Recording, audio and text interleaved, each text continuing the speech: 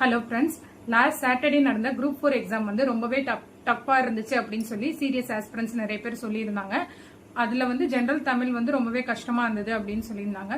So நம்ம வந்து ரொம்ப ட்ரை பண்ணியிருக்கோம். அப்படிங்கும்போது நீங்க என்ன பண்ணுங்க, நம்ம மைண்ட் ரொம்ப கன்ஃபியூஸ்டா இருக்கும் இந்த டைம்ல.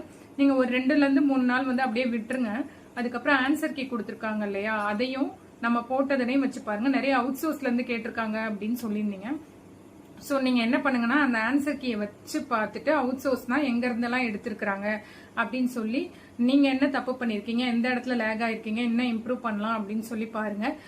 நீங்க சொல்றது புரியுது, சொல்றது ஈஸி, ஆனா வந்து கஷ்டமா இருக்கும், கஷ்டப்பட்டு படிக்கிற எங்களுக்கு தான் தெரியும் அப்படின்னு சொல்லுவீங்க. ஏன்னா நானும் அந்த ஸ்டேஜ்ல இருந்து தான் ஒவ்வொரு ஃபெயிலியரை பார்த்து தான் வந்திருக்கேன். ஸோ நெக்ஸ்ட் நம்ம எப்படி நம்மளை பூஸ்டப் பண்ணிக்கணும்னு சொல்லிட்டு தான் பார்க்கணும். அடுத்து வந்து குரூப் 2 நோட்டிபிகேஷன் வேற வருதுன்னு சொல்றாங்க.